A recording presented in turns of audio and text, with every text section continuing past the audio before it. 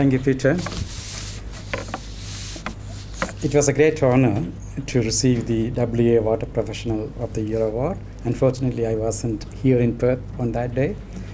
Instead, my colleagues Peter Rice and Kenneth Vijaja collected the award on my behalf, and Peter gave a wonderful presentation. I was in Jakarta listening in real time, so I was with my colleagues and friends over there, so it was quite good.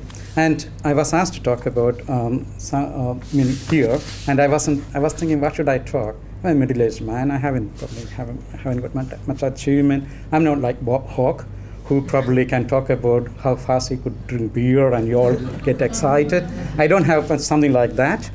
And maybe I'm not Bill Gates either. So I thought maybe I would talk something about our own industry.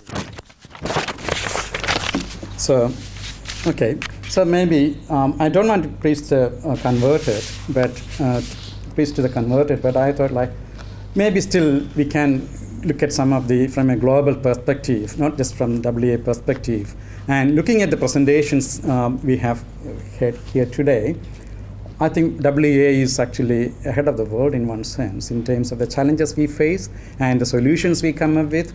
What you have done and David has done and all the other people who have presented, Josh Ben, they have been doing a fantastic job. So I thought some of the, I didn't consult with any one of you, but you can see that some of the points here I make actually would be reflected there. That's basically what I inherited from being in WA, seeing that what our colleagues do in the industry here and how that can go in a global level.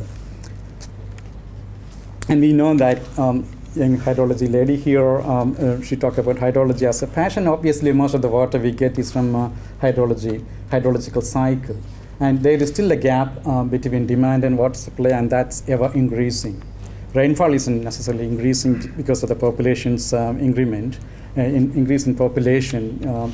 And we know desalination provides a bit of water, and globally it's only 1% of the water. People might say that that's not correct. In WA, it's in excess of, we have the capacity for over 50% of water supply from desalination alone in WA. That's one of the, we have been leading in that probably in a sense globally. And reclaimed water, unfortunately we aren't the leader in that game. Reclaimed water will play a major role globally. And WA is expected to probably go to about 30% by 2030. Now, Israel is a tiny country, and they actually basically have 80% water reclaimed water or recycled water they use it for.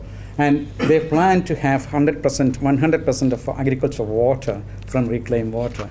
And Singapore, I think it's about 30 to 40%. Maybe I'm wrong, maybe you can correct. I think it's about 30 to 40% from water supply from reclaimed water. So and these are some of the things that's happening in and around the world and where we are positioned. And now, I mentioned earlier there's a gap between the demand and the supply. Obviously, it's the population growth, urbanization, and I was talking earlier to couple of people in Jakarta, in Indonesia alone, about 80% population reside in about 0.3% of the total land mass there in the Greater Jakarta region. So you can, and every year, 80 to 100,000 people from the remote and regional area would go and migrate to Jakarta.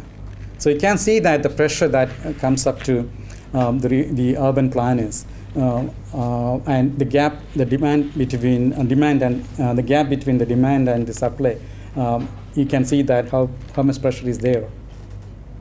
And then obviously the increasing, obviously with the more population, we have more agriculture industry production needed, and then the climate change, shift in natural rainfall and recharge cycle, and deforestation and the change in geomorphology that affect the recharge capacity.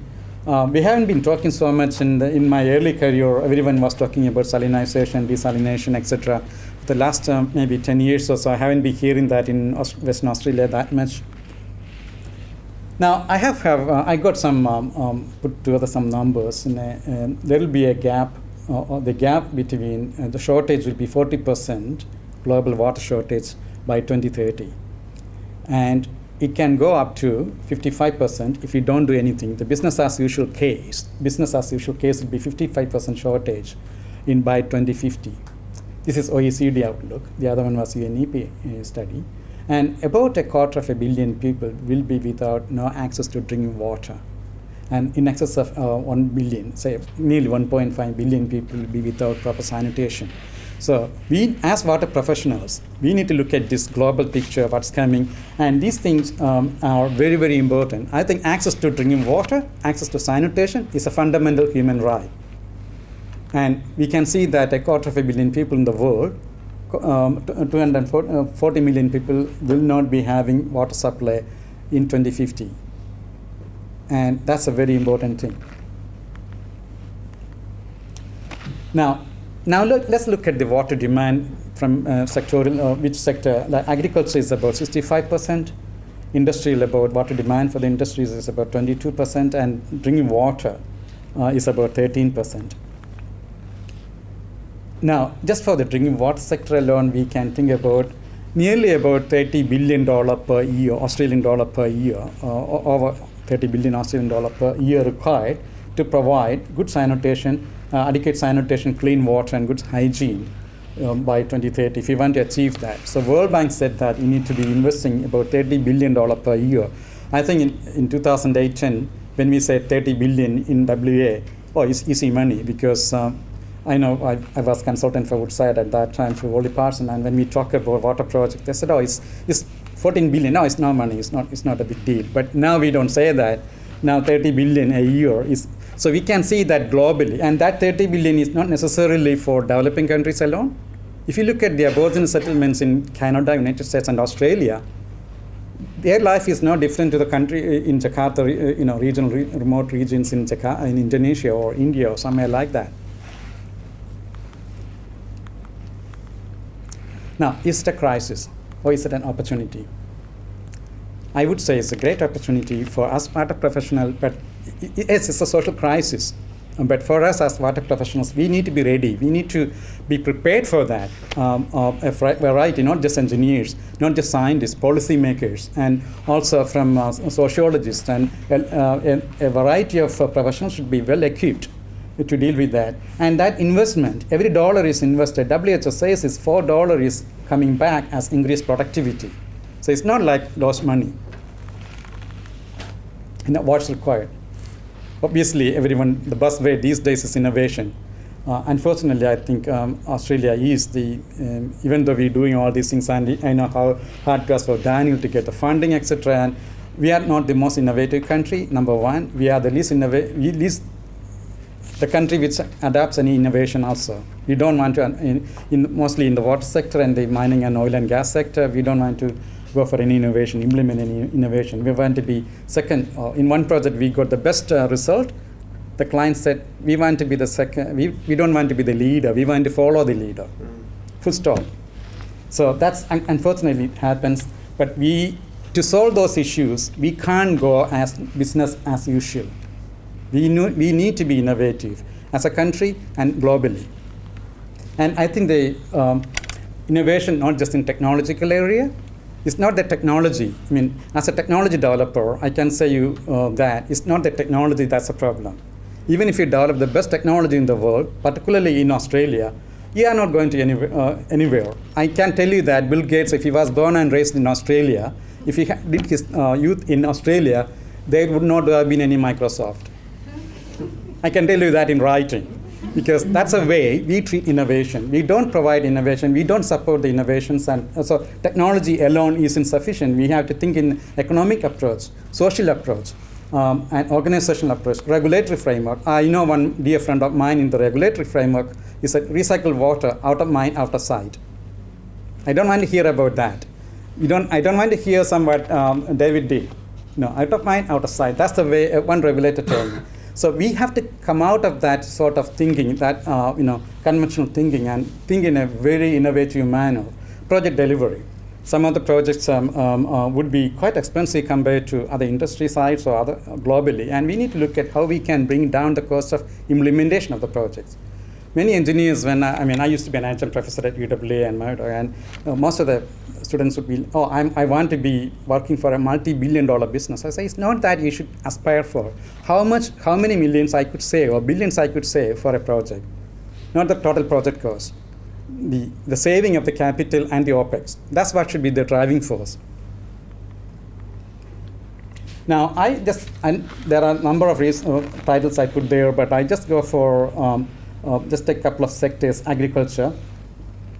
There's 65% of the water demand is for agriculture, and there is one single use pattern of water is predominantly in agriculture, whether it's rainfall or groundwater.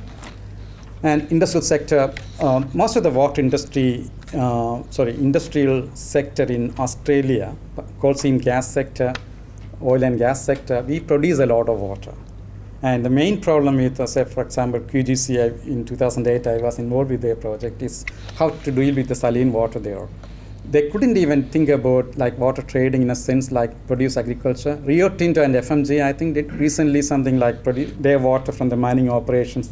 I think they started agricultural production water in water level, I don't remember now.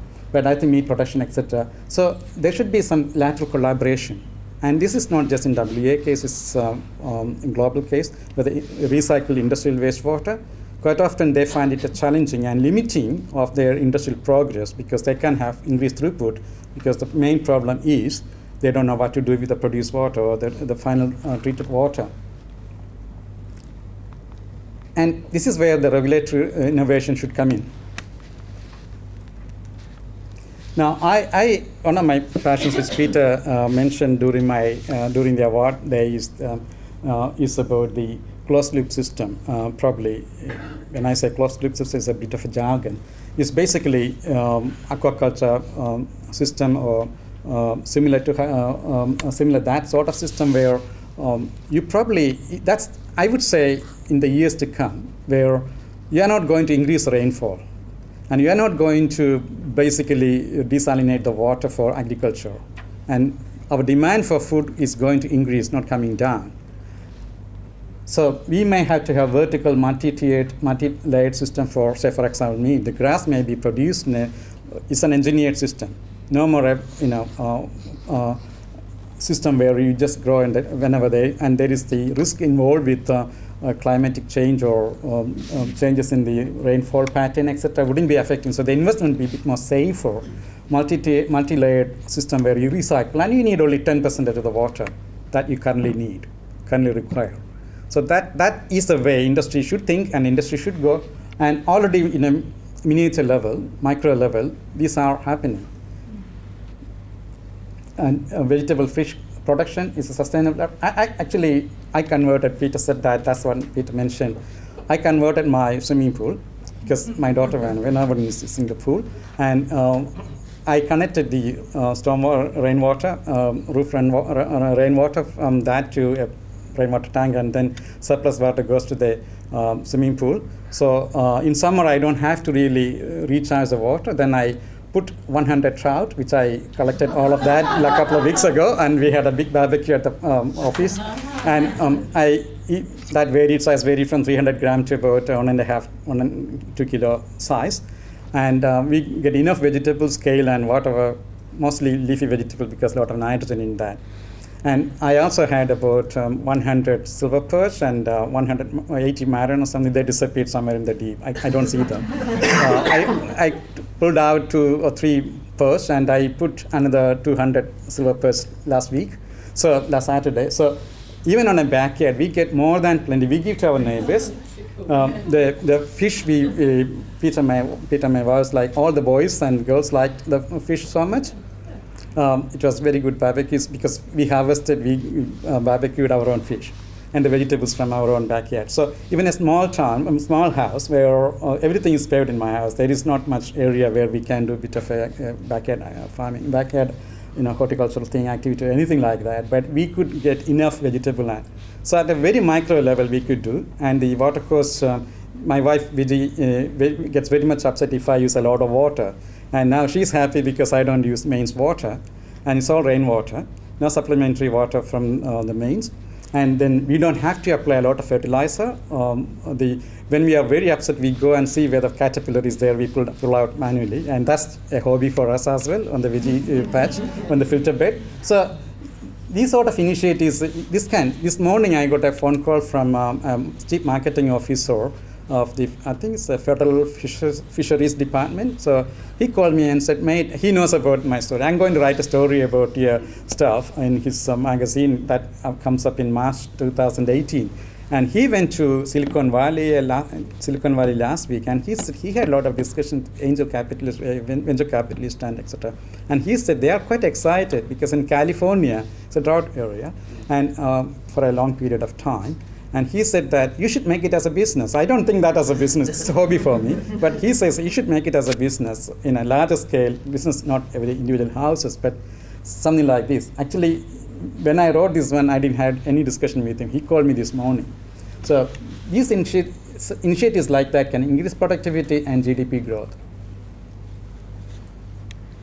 So this widening gap between water supply and demand will continue to require efficient solutions and technologies, infrastructure around the world, and this investment in water sector will yield consistent low risk returns because everyone wants water, and we can't. And it will be a very active and very dynamic in the decades to come. Peter and I and most of the other gray hairs won't be here at that time, but you guys will be here. And it will be an exciting journey. And if you ever think, if you think that, oh, I'm not as a miner or oil and gas, no, I think we have a fantastic industry. You work for a fantastic industry. And we need, there's a lot more capital investment comes. So I think it will be a very safe industry as a whole for people involved in that industry. We can survive without gas, oil, and coal. But water, we can't survive without water. Mm-hmm. Now, we can all pat each other's back saying that we are working for a great industry. Ladies and gentlemen, thank you very much for your time.